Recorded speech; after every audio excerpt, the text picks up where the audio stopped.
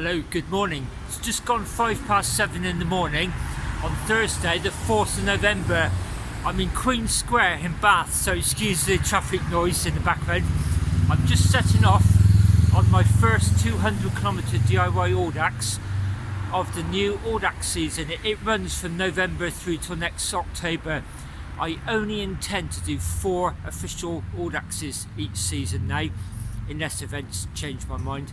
And that's going to be a 200, 300, 400 and 600 qualifier for the Super Randonneur series. So today I want to get in an early victory, if that makes sense. I'm doing a 200km ride, hence filming it. I also think there's something worth sharing with you later in the ride. I want to get out of Bath quickly anyway, out on the A4, up towards Corsham, and then I'll turn off, and I should be on quiet roads after that for most of the day. So I'll talk to you more when I get out of Bath.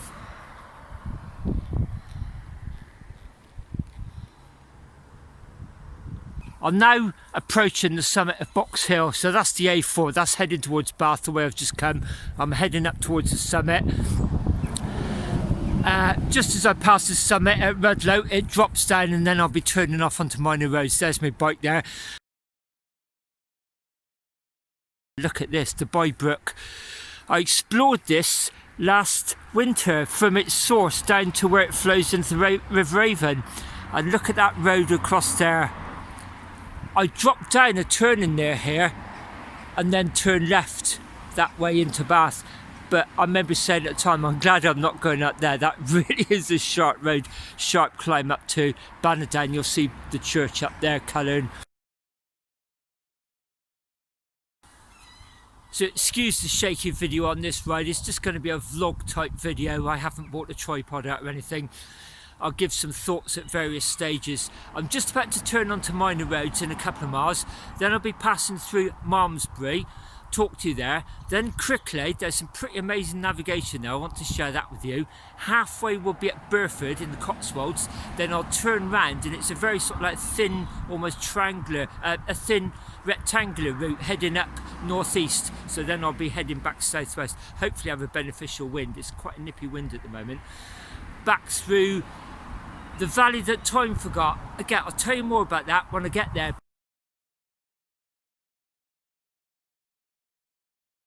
But just at the moment, that view behind me is fantastic. You can probably see I'm kitted up in winter kit. I've got my longs on for the first time this year. Got high vis on. Feel much safer with that on after dark. I'll be taking that off shortly, but I've got my windbreak on and a hat. I can't see me coming out of that all day. There's quite a nip to the wind. As I said, up here, I'll speak to you soon at Malmesbury.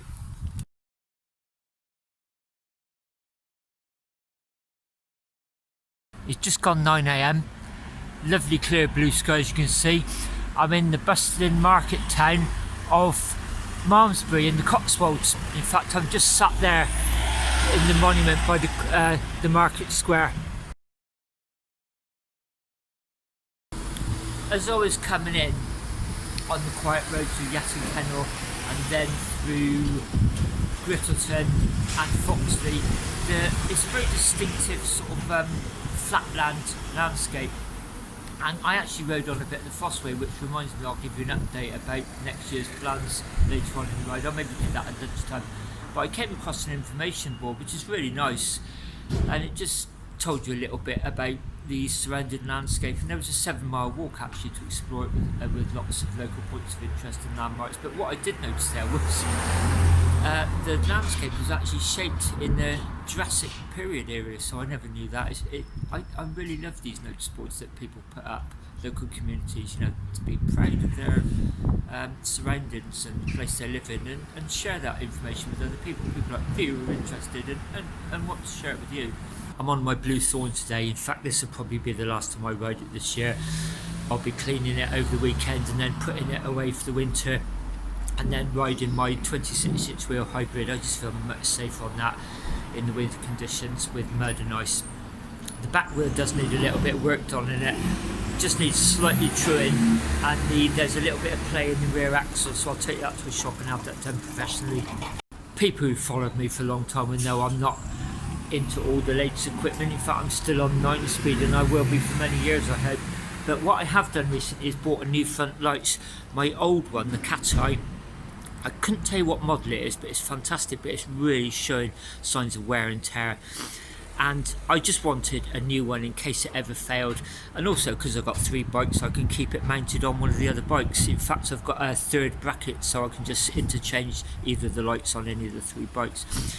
I wanted another Cat I like because I was so impressed with that other one. I didn't know what model to buy because the old one's been discontinued. In fact, I'll put this and that one alongside each other on some photographs now.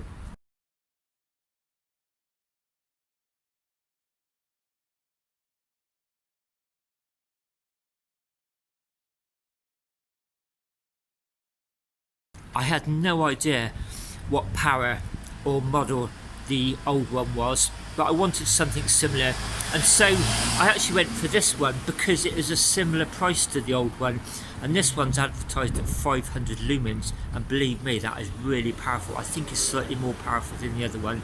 The only thing I dislike about this is it's got a cycle you go through with the top button, and there's 2 flashing modes. I really don't like flashing modes on front lights, so I'll get through those quite quickly. It's got a USB port at the back, which I think probably means you could probably put a power pack in there and just charge up the road. To be honest, I actually prefer the other one because it felt a bit more safe from the elements underneath. And anyway, what I do is I just take that out. I'll be doing it now actually, and putting it in the saddlebag and just leaving it to charge on the rest of today's ride before I need it about 5-6 o'clock this evening. Once I've had a quick bite here, I'm going to head out that way, head along towards Cricklade. I'll talk to you on the other side of Cricklade because there's some really neat navigation crossing over a main road, and I don't think you would ever find it unless you knew it because you were local. How I discovered it was through the GPS, so I'll explain that when I get there. Now passing through the really nice buzzy little town of Cricklade. It's about 10 miles on from Malmesbury. I've come in that way on quite a nice B road, flat and fast, not too much traffic.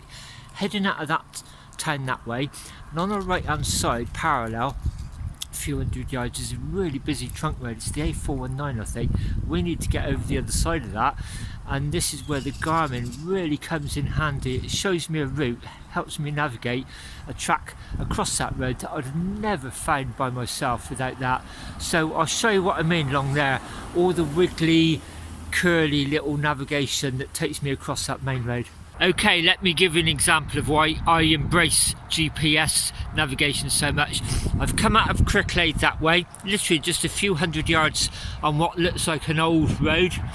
Prior to that over there, that's the busy trunk road. I need to get across the other side of that, and the Garmin is indicating I go down there, then I'm going to turn off right as though I'm heading into the traffic along a little track I'd have never found, and then it curls around, goes up over a bridge to the other side safely. Can you see that outrageous pattern on the GPS? I'm just going to follow that round here.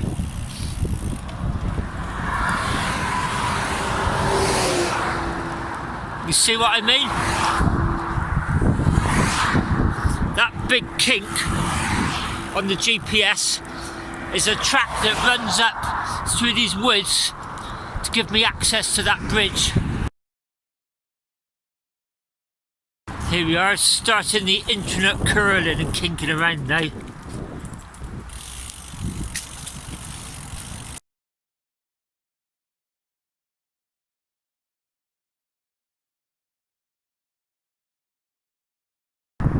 And here we are up on the bridge. You can see there's no way I'd have got across that main road safely. So I came in behind those trees, along here, snaked underneath, did an S-bend and came out through those trees there.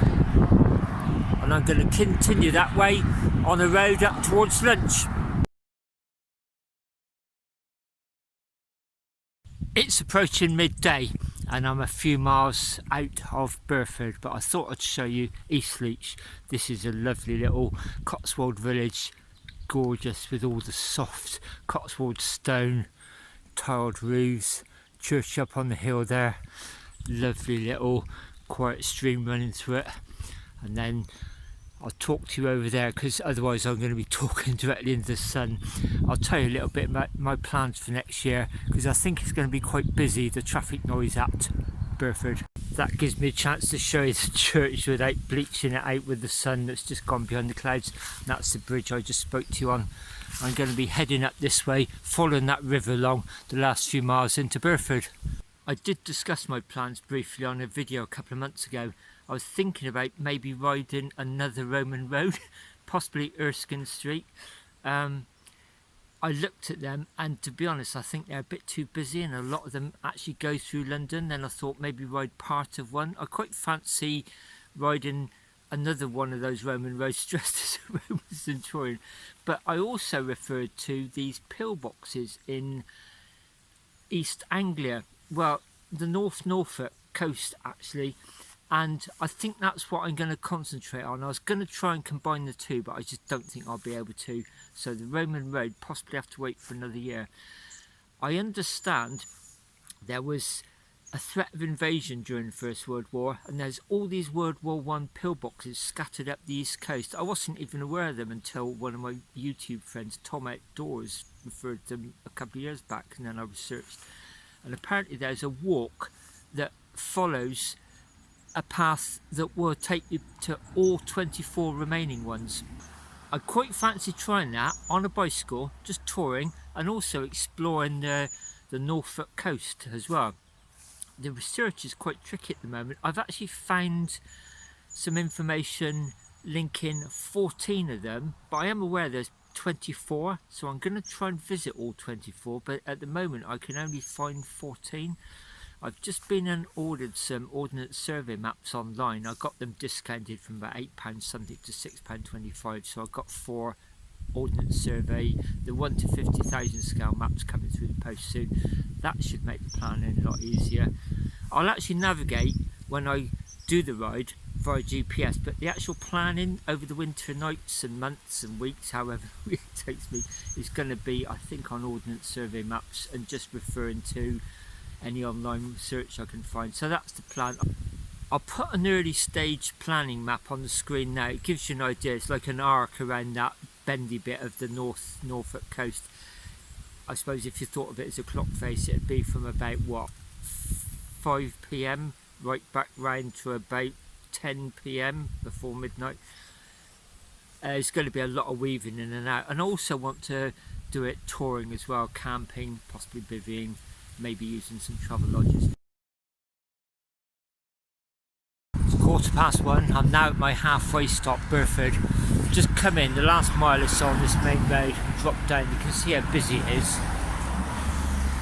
We're heading that way, but when I leave I'll be going up there, and then it's going to be mostly quiet lanes this afternoon. But I'm going to sit at my favourite spot. I always seem to sit here and have my lunch. You can probably see I've got all my layers on. The wind's definitely picking up, and it's a northwesterly, so I've been sort of fighting it this morning. It's got quite a chill in it as well. Hopefully it's going to be beneficial this afternoon, and hopefully being on my back a little bit warmer, or at least from my side. Almost as soon as you turn off that main road going through Burford, it becomes very quiet. So I headed out this way, and then I did a right hand turn on this minor road. You may just see that busy road. There's a lot of traffic there. That would be dropping down into Burford. But this is quite good. It shows you the river, well, where Burford gets its name from, I guess. That's the River Windrush. We're going to follow the River Windrush just for a bit, and then turn left as we head across to Bybury. I'll stop there and show you that. That's really nice. And then make our way down to Cirencester, and then start heading down towards Tetbury.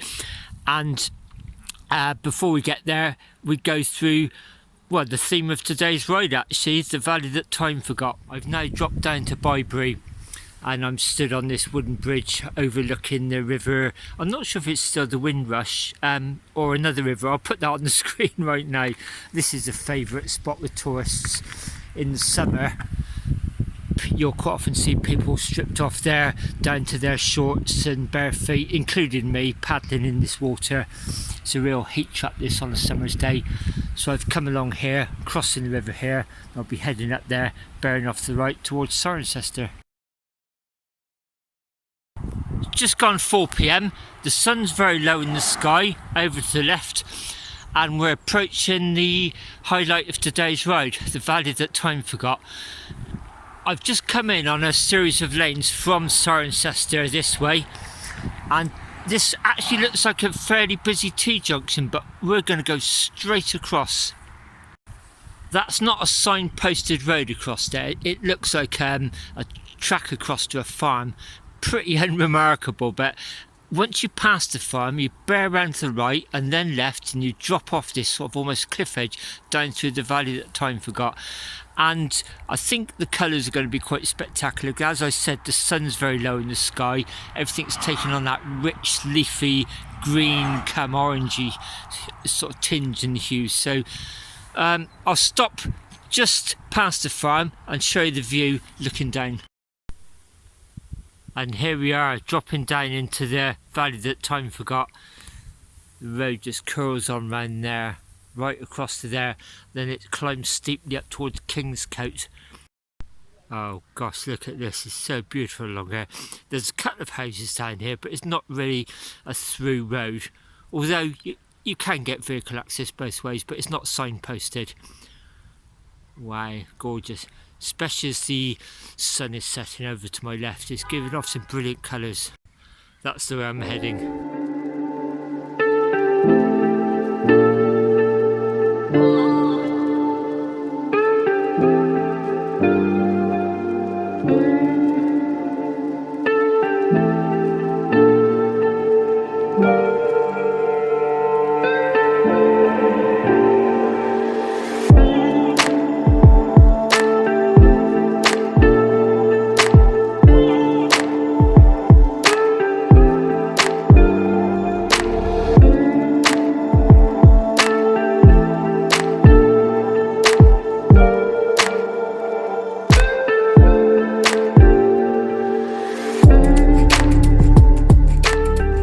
About 20 past 5 and I'm going to end the film here. I'm a few miles past the valley that time forgot. I'm just about to drop down very steeply from Tresham into Alderbury, I think it's called, and then head back up so in other words straight down to a left hand turn and straight back up, and then cross the A46 for the last time today.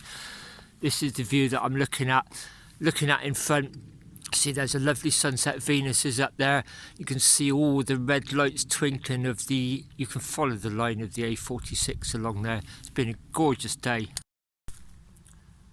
Hopefully if I get home within the next 2 or 3 hours, I should complete this DIY within the time announced. It's 20 past 5 now, and I think I've got something like 10 past, quarter past 9 this evening. So I've got 4 hours and I've got less than about 25 miles to do, so all going well. Barring accidents, I should be okay. But I have been dawdling a little bit doing all the filming and taking it all in. I'll say cheerio, thank you very much if you've got this far, and hopefully the next few videos are going to be some camping, and then me and Linda are heading down to the Train of Lights in Devon for December, so I'll try and do a little bit of filming of that. In the meantime, look out for each other everybody and stay safe. Thanks for watching, see you soon.